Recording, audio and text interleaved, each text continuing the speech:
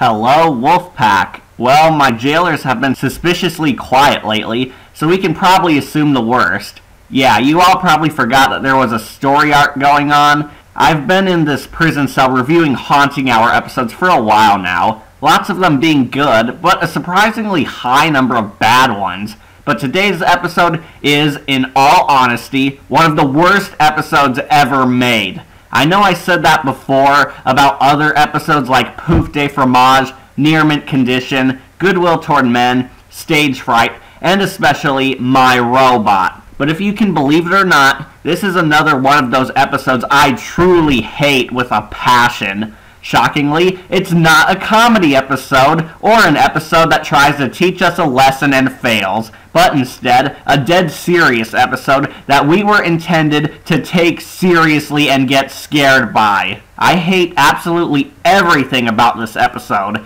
The story, the themes, the characters, the monsters, and of course, the dark direction this episode went for. What makes this story so awful? Well, stick around to find out. This is my review on the absolutely disgusting R.L. Stine's The Haunting Hour episode, Spores.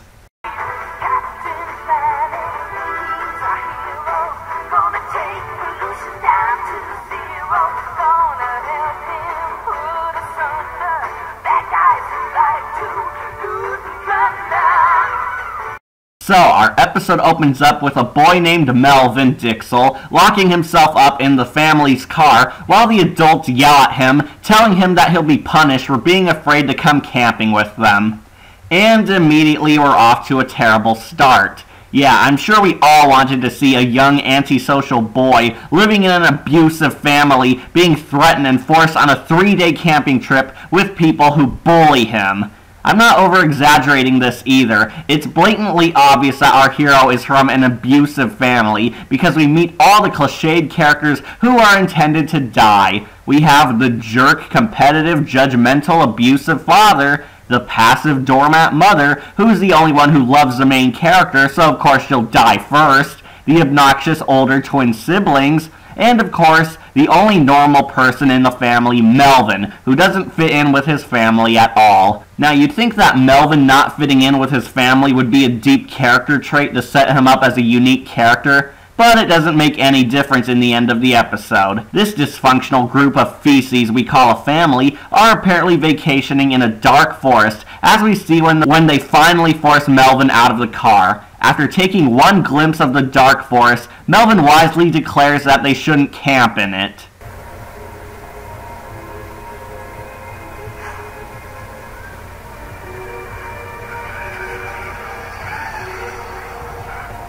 I'm not going in there.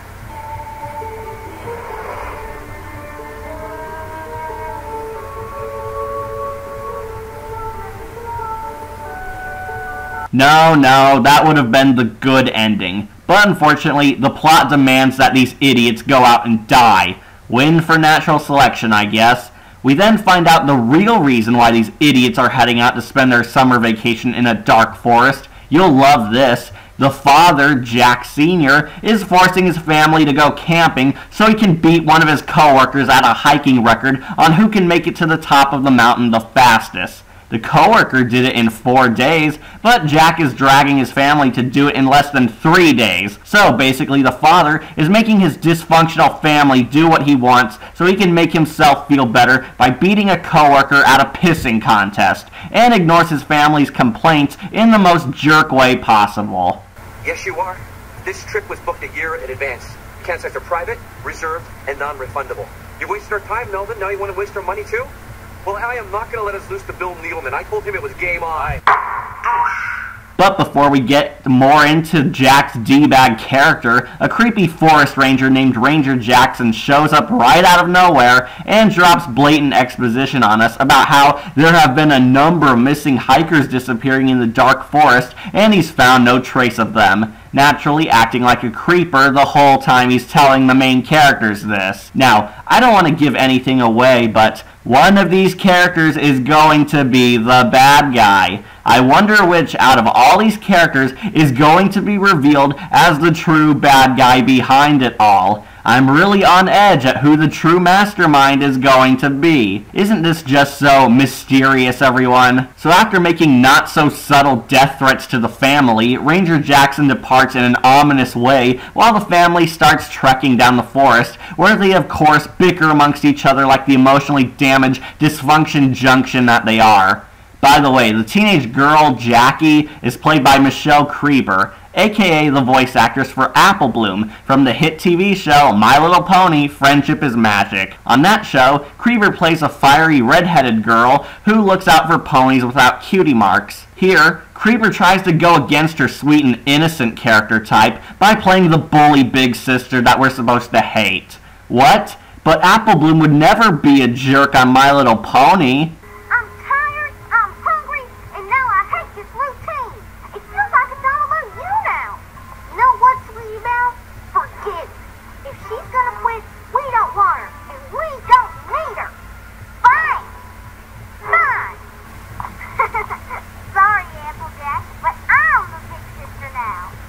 Okay, but this character is much more of a colossal jerk because she has an equally jerk twin brother to back her up as a twin sibling bully duo. For those who don't know, the twin brother, Jack Jr., is played by the kid who played idiot best friend Reggie back on My Sister the Witch. If you don't remember Reggie, he was the stupid kid who sold out his best friends for Boy Scout badges. He was easily forgiven by the kids he betrayed in that episode, but it looks like he's going to finally receive his comeuppance in this tale. When the two terrible twins pick on Melvin, they say that they can read each other's minds because they have a twin ESP connection that allows them to link minds. Now, ordinarily, I'd say that's the stupidest thing I've ever heard, but believe it or not, the stupid twin mind link is actually a plot point. So remember this moment of stupidity because it'll anticlimactically come back later. They might as well just call the twins Tomax and Zamote because this is already so cartoony. So we get a montage of how horrible the family is, with Melvin being told that he doesn't fit in since the evil twins mock him about how he's the slowest member of their family and tease him for his book smarts, while we see the mother and father arguing about how he's treating them all so poorly on his vacation. We're almost at Bear Creek. At this rate, we'll make Lookout Point in 2 days and change. Maybe even have time for a quick day hike to the falls. Oh, let's not push it, Jack. I mean, Melvin's not as fast and as speed as the rest of us. He's here because he knows how much this trip means to you. Why don't we focus on making this a hike to remember, no matter how much time it takes to reach the top? You're kidding, right? Well, no, I just... This family is making it to Lookout Point in 3 days. You and Melvin can take as long as you like. Right, kids? Yeah. We're all here on your vacation. The least you can do is be civil. My vacation? It's our vacation. So, the mother goes off alone, claiming to go to the bathroom, but since she never does, I think it's to get away from her jerk husband for a few minutes before she kills him. But, shock of all shocks, something bad happens to her as we see a spore cloud fly over her while she inhales the air. Yeah, for some reason the spore cloud only takes out these people one by one while they're only away by a few feet away from each other instead of affecting them all at once. What a considerate poison death cloud. So the family sets up camp for the night, but the mother mysteriously disappears the next morning as the family tries to find her. And we get to another problem in the episode. Half the dialogue is the idiotic family shouting for each other instead of actually doing something to solve the conflict. Seriously, try listening to these morons repeat the same lines over and over again. Where's Mom? Huh? Mom? Mom? Janet! Janet! Mom? Mom! Mom? Mom? Mom? Mom? Mom? Okay, stop. Mom? Mom? Mom? Mom? Mom? Mom? Okay, stop. Mom? Mom? Mom? Mom? Mom? Okay, stop. Mom? Shut up! So after screaming for hours, the family finally decides to keep moving, thinking that the mother went off to the top of the mountain, aka to Lookout Point, without them. There are so many dumb things in that statement alone that you could make an entire video on how stupid these characters are. Yeah, the family just assumes that the mother went ahead without them to Lookout Point all by herself and left no message behind telling them any of this. So while we get more scenes of the father being a colossal jerk, Melvin finally does what the audience was waiting for when he calls out his dad on how horrible he is for forcing them into this horrific situation to begin with. And now we get to the one scene I hate the most. And I'm not even kidding, this upcoming scene really sealed this episode's bad writing for me. After Melvin says that his dad is a jerk who is at fault for their nightmare situation, which is 100% true by the way, the dad actually justifies himself by making it seem like he was in the right the whole time by saying he truly wanted to spend time with his family on this camping trip with no other motives. Yes, seriously. The jerk father actually tries to make himself look like he was the sympathetic character this whole time by claiming he was just being hard on his family because he wanted to connect with each other before they all drifted apart, and he was only harsh on them all because he was sad about losing them. Why can't we all just have fun in our own ways? Because if I let that happen, there'd be no family unit. You'd all be off doing your own things, and we'd never see each other. You're all growing up too fast as it is right now anyway. We need to stick together, okay? As a family. That's why everything has to be the way I say. No! No! That is bull. We're honestly expected to sympathize with the abusive father after he acted like such a jerk this whole time, after he openly admitted that he was doing this trip to one-up his coworker, after he ironically did all he can to distance himself from his own family on this vacation to bring him closer to them. This is a huge example of bad writing, everyone. The father was nothing but a horrible human being all throughout half this episode, but now we're meant to feel sad for Jack Sr. since he just wanted to spend time with his family all along. Yeah, spending time with them by being a jerk to them, criticizing them, and forcing them all to go on a vacation only he wanted. It doesn't help that the father actually did say that the whole point of this trip was to beat his coworker at a stupid hiking record. Well, I am not going to let us lose to Bill Needleman. I told him it was game on. Because if I let that happen, there'd be no family unit. You'd all be off doing your own things, and we'd never see each other. Well, I am not going to let us lose to Bill Needleman. I told him it was game on. You're all growing up too fast as it is right now anyway. We need to stick together, okay? As a family. That's why everything has to be the way I say. Well, I am not going to let us lose to Bill Needleman. I told him it was game on. You can't make us feel sympathy for a man who has done nothing to earn our sympathies. The fact that Jack tries to justify his actions only makes it worse, since it shows that he hasn't learned anything or changed for the better himself. He never apologizes for what he did, he never makes amends with his family, and he still refuses to give up heading to the top of the mountain. But the writers seem to want us to feel sorry for this monster, since the children unrealistically forgive him as they agree to set up camp as a half-baked sign of Jack Sr. showing concern for his kids now. Oh, and for those of you who tried to see the good side of the father, guess what? When he goes out alone in the forest to look back on his bad decisions, he gets infected by the spores. Meaning that the previous scene that was meant to give Jack Sr. character development was entirely pointless, because he becomes an infected feral monster too. I still don't feel sorry for this jerk, and neither should any of you, because Jack Sr. was an abusive father who dragged his own broken family into a life-threatening situation, also he could prove he was a better man to a coworker off-screen, and he goes out of his way to justify his abuse by claiming that he's the real victim in all this due to the family not talking to him. Yeah, it's all his family's fault that they don't like spending time with him, and not because he's a control freak. Truly, he's the real one suffering in all of this. I mean, didn't any of you feel sad when the dad was threatening to beat Melvin for not wanting to go camping? Hey writers, make your tragic characters actually tragic. The emotionally distant father was done much better on Toy Train. You know, that heart-wrenching episode where the dad actually apologized for being a jerk to his son and underwent true depressing character development that made him a better man? But none of that for this guy. But back to the painfully cliched plot. Melvin and Evil Dipper and Mabel wake up and actually continue following the obviously brainwashed father to Lookout Point despite the blatant fact that he's turning green and mutating. Yes, the kids are that stupid. It's painfully obvious that the dad is not the man they remember, but they never question him or take him down, despite him leading them all to their deaths. Oh, and if you can believe it or not, the father is still a monster even after getting infected by spores because he rips up the map of the forest so the kids can't find their way back, meaning that the father is still killing his kids indirectly. So, like total morons, the kids still follow him to Lookout Point despite his blatant villainy, and we get our big reveal. It turns out that the monsters who've been spreading the spore clouds are really the Clickers. Mommy?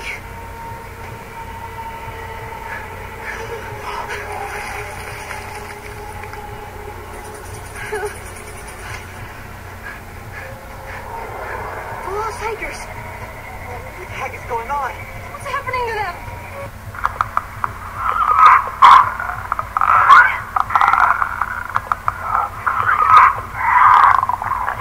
When an infection feels like it's going to die, it finds like a dark corner and it becomes part of the environment.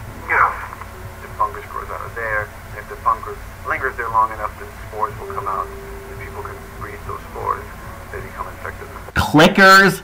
Clickers? Are you for real? You're not even trying anymore, are you, writers? The Haunting Hour is straight up ripping off the Clickers from the hit video game series The Last of Us. And don't give me the excuse that it's all just a big coincidence, because it's not. Look at them. Look at all the monsters. I mean, they're only human beings who've been infected by a virus that turns them into feral plant mutants who stand around ominously making weird noises and spreading the infection to make more monstrosities just like them. You know, exactly like the trademark video game villains. The only difference is that the spore mutants appear to be planting themselves in the ground, but a later scene comes around to contradict this idea that the infected were rendered immobile. What's worse is that the spore mutants are never even given a name or any indication as to what they are or how they even rose up to power, meaning that this whole episode could all just be some writer's fan fiction for The Last of Us. In fact, the idea that this whole horrible episode was just some lost chronicle of The Last of Us could have actually saved this story, but since it's not, I have no choice but to complain at how it ripped off a classic video game. I do kind of feel bad since the makeup artists put in so much effort into these monsters, and what do these villains do? Absolutely nothing but stand there and vomit spores. Riveting monsters, writers. So, of course, the cliches come full circle when Melvin somehow recognizes that the Clickers are the missing hikers, and their parents are now transforming into Clickers themselves after being infected by the spore virus. So this whole time, Lookout Point was the processing place for new Clickers to be born, so they could, I guess, assemble their army to invade the world or some weird stuff. I don't know. This whole supernatural occurrence is explained just as well as Jack Sr. being sympathetic all along. Through little to no explanation at all, there are apparently these Clicker ripoffs who stand around in the dark forest to spread a spore cloud to infect others who enter it, and make more mutants just like them, so I guess they can build an army and take over the world eventually, Last of Us style. But since the Clickers in the Haunting Hour all appear to be brainwashed victims, we have no idea why they're doing this. You know, while the Haunting Hour isn't exactly best known for its complex villain plans,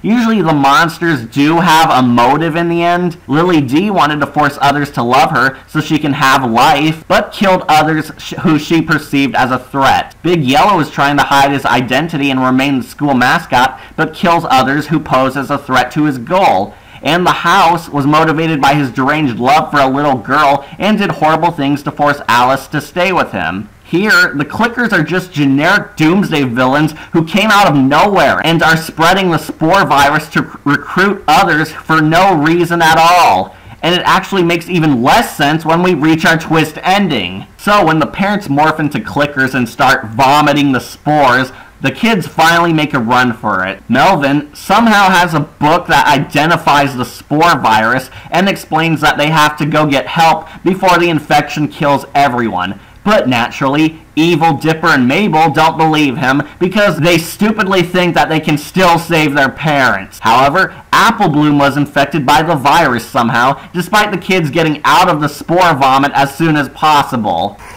What? Your ear. Oh. Yep, so Apple Bloom is a tree now, everyone. Hope you bronies and Pegasisters enjoy a childhood icon becoming an evil clicker now. Also, this is where the plot begins falling apart, and I mean really falling apart. And it feels very rushed. When Michelle Creeper got infected by the virus, we see that it took a while for both the parents to turn into clickers, while it only took Apple Bloom a few seconds. Great continuity!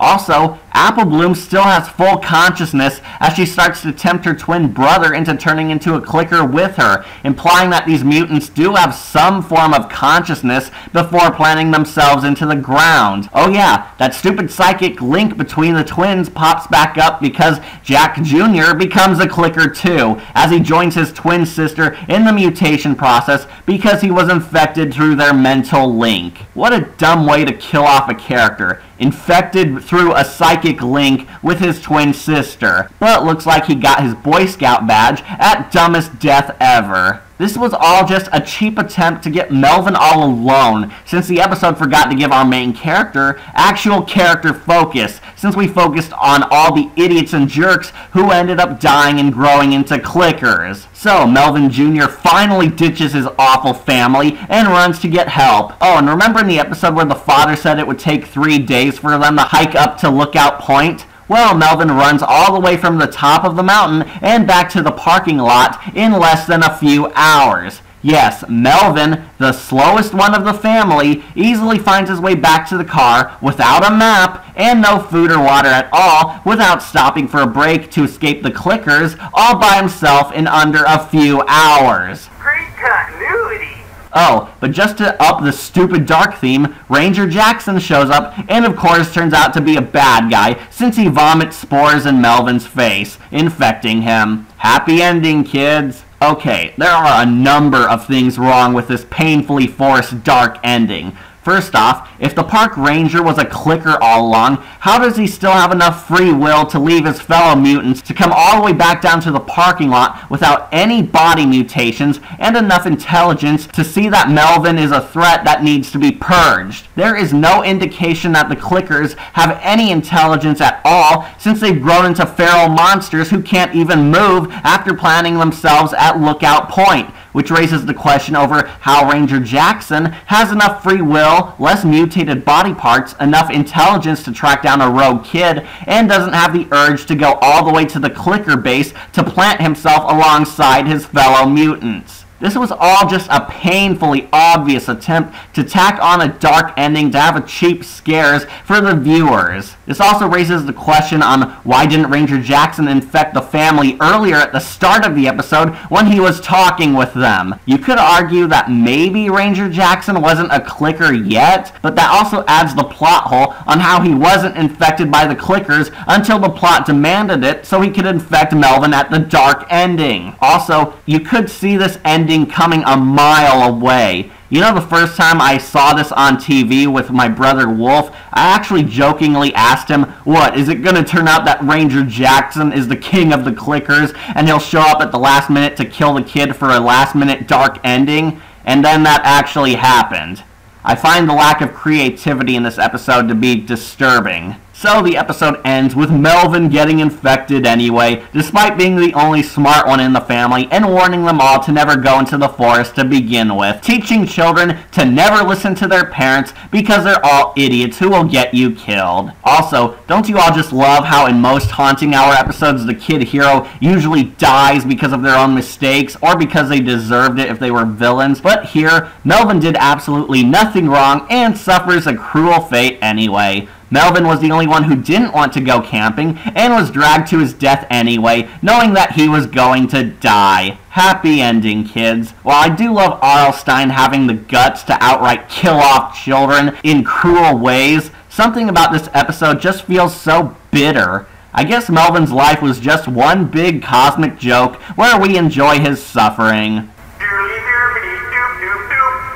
So, how does Spores hold up? Honestly, not that well at all. This wasn't a unique R.L. Stine tale of suspense. This was every generic horror movie ever made. Seriously, How many of you have heard this story before? A family of jerks who hate each other go out into a dark, creepy forest on a camping trip to bond with each other, only to get picked off one by a supernatural killer. And it ends with them all dying in the end, when it's revealed that the most obviously evil guy who showed up for a few minutes was behind it all along. There was nothing original about this episode at all, and to make it all the more worse, this and Goodwill Toward Men were the final 2 episodes to close out the Haunting Hour series forever, which only makes me hate this story even more because Melvin and his family suffer a fate worse than death, while the rich jerk family got away scot-free with being horrible people because even the rich deserve Christmas too. To make it all the more worse, Spores did absolutely nothing to set itself apart from other episodes or even every horror story we've seen before. Wouldn't it have been a much better twist if Melvin was a clicker in disguise all along and that he and Ranger Jackson were working together by planting him into different families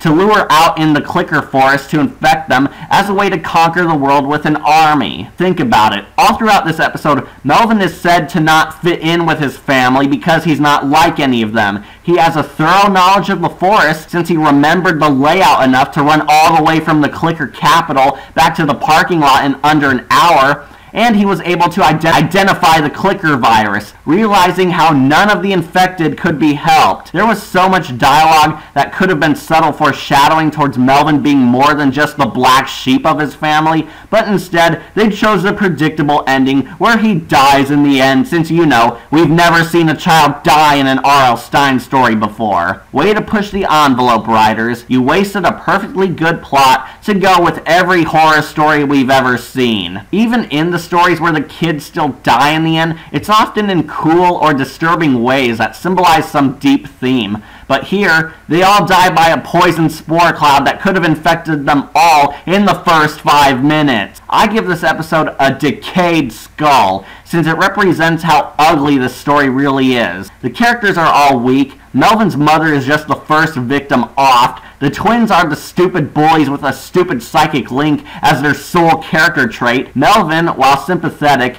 is pretty much cheated out of being a more complex character, and the worst out of all the characters is the abusive father, who ends up killing his entire family. The writers were dumb enough to think that you'd feel sad for this irredeemable moron, but they failed on epic proportions. It really says a lot that an abusive father is more hated than the psychotic clickers who kill children. Let's also not forget that Ranger Jackson, our true villain, is a walking plot hole who pretty much destroys this entire episode's logic with his mere existence. As for the other villains, it's blatantly obvious that they're just rip-offs of the clickers, but with all the coolness removed since they never attack anyone, despite Ranger Jackson being a mobile clicker and the twins having their memories, showing that the clickers can do more than just stand in place recharging themselves. The villains are rip-offs, the characters are bland and exist just to die in the end, the story is painfully cliched and predictable, the narrative is slow, the episode is surprisingly too dark and depressing, especially for a show aimed at families, and worst of all, Spores is unoriginal. The part that hurts the most, aside from other stupid stuff like sympathizing with abusive parents and seeing clickers vomit spores, this story is just so painfully predictable and full of obvious twists that we can all see coming. Spores does nothing to stand apart from other monster stories. Heck, even other Haunting Hour episodes did tales like this one in a much better way, and it made things just so hard to sit through thanks to its horrendous writing. So what exactly was the message you wanted to tell through this episode, writers? Life sucks and horrible things will happen to you even if you try to be a good kid like Melvin? How is that going to affect the children under 7 watching this? If you're emotionally invested in the story like most kids might be, you'll immediately regret it, since there's a very dark, depressing tone all throughout Spores, since all these characters are doomed to die and they don't like each other since they're a broken family. It doesn't help that only Melvin is sympathetic. The mother might count too, but since she's the first one to die while Melvin is forced to be on a camping trip he hates with jerks who pick on him, it doesn't feel as strong as Melvin's sympathy. I'm going to say that this episode is linked to The Last of Us because it actually makes me feel better that Melvin might get mercy killed by a beloved video game character so he doesn't have to suffer his cruel fate alongside his idiot family who killed him. The only thing Spores succeeds at is scaring away people from camping forever. So kids, if you hate camping just as much as I do, then show your parents this episode. They might get scared off of going into the forest too forever. I just can't believe that The Haunting Hour managed to write an episode this horrible. They actually made one of their dark, serious episodes a colossal failure. Worst of all, it feels as if there's a sense of hopelessness in the world, since a kid who didn't do anything wrong or stupid still suffered a grim fate in the end. Yes. It's as if the show wanted to set viewers up with the harsh realities we face in life. Ah, who are you? What do you mean? I'm Mechanicat, the person who imprisoned you here, the one who kept you in a cage to suffer bad episodes of your favorite show. Oh, right. You haven't appeared in such a long time that we all forgot you were still a character. It doesn't matter. Now that I've broken your spirit, I can offer you a chance for a peaceful death. What do you mean? Your services are no longer required here. We found the wolf and more personal allies linked to him. Since you have no vital information for us, we're ready to dispose of you. I only kept you around this long to make you suffer bad Haunting Hour episodes, so you can die knowing that your favorite show has flaws. Much like the ending of Spores, you did nothing wrong, and were only set up to die in the end. After all, death is inevitable. You're right. The Haunting Hour is not perfect. It has some awful stories, but not all of them are pouf de fromage or Spores awful. The Haunting Hour does have good episodes out there, and I know it. Even if the show ended on a bad note like Spores and the poorly planned out Goodwill Toward Men, it still had some good stories before its final season. Just because you showed me a bad episode before my execution doesn't mean I'm giving up on R.L. Stine's The Haunting Hour completely. I'll die knowing that The Haunting Hour gave me my favorite episodes of all time. Stories like The Girl in the Painting, Uncle Howie, Toy Train, Scarecrow, My Old House, plus many more I've yet to review. I'm impressed by your courage. Too bad Wolf will never know your bravery.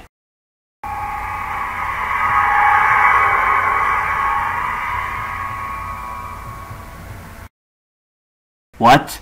Where did he go? Where am I? Welcome. Wait a minute. You're the house from R.L. Stine's The Haunting Hour. Yep, I'm good now. I've used my random divine powers to summon a kitty to play with, and binge-watch R.L. Stine's The Haunting Hour episodes. Yeah, I can also break the fourth wall now, too. Hold on a second. You can use your magical powers to alter time and space? Of course. I'm a house. Can you help me rescue my brother Wolf? Anything for my kitty, especially if I get to kill people. Well, let's stop this adventure before it gets even weirder. Remember to like, comment, and subscribe, or just tune in for more videos posted here on Wolf Entertainment. I'm your host, Catastrophe, and I will continue Haunting Hour reviews after the battle to save Wolf. Who are you talking to?